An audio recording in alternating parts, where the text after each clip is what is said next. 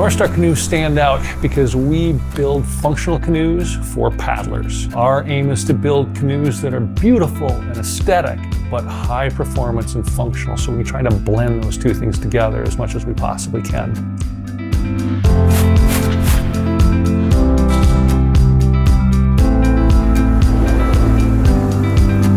My name is Paulsen. I am the general manager here at Northstar Canoes. We are located in Princeton, Minnesota, and today we're going to talk about how we build a canoe. So the first step in the process of building a canoe is trying to figure out what people want. And so we'll brainstorm. We'll brainstorm what the specs are going to be. So how long it's going to be, how wide it's going to be, how much rocker it's got. Charlie will sit down and loft the boat and draw the shape of the boat. He utilizes CAD as well as pencil and paper. We're going to fully build that cedar strip canoe all the way to the point where it's fiberglass, and then we're going to take it out for a paddle. It takes a few iterations, a few wood strip boats before we get it right.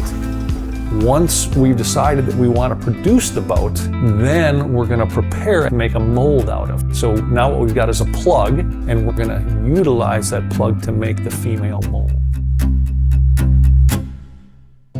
That plug is going to get covered in fiberglass, multiple layers of fiberglass, because when you build a mold, you don't care about the weight of it. Now you just care about the structure of it, the shape of it. And all that fiberglass is going to maintain that structure of the mold.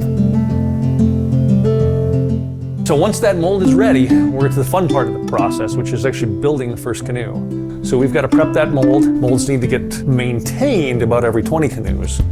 When it comes to building the canoe though, we start by putting in the first layer. That's pouring resin down the middle. That's rolling it with paint rollers, with paint brushes, with squeegees. That exterior of the boat is what everybody sees. So a ton of effort goes into that first layer. The next morning we come in and we build the remainder of the boat over the top of it. And so that is a ton of strategic reinforcements, lots of little pieces that go into the boat in places that are very structural. The importance of vacuum bagging is to create the lightest, strongest boat we can. So essentially what that vacuum is doing is just compressing those layers of Kevlar and Niagara carbon fiber and making sure there's no potential for delamination. It's allowing us to build the lightest weight and strongest boat possible. Once it's off the vacuum, we're going to install the flotation tanks. That's essentially a foam dam. 2-part marine grade pour foam goes in behind that. And once it actually comes out of the mold after that flotation tank is installed, then the gunnels will go on, the seats and yokes and thwarts will go in, decal, serial number, and finally we're going to bag it up and it's going to go on a trailer.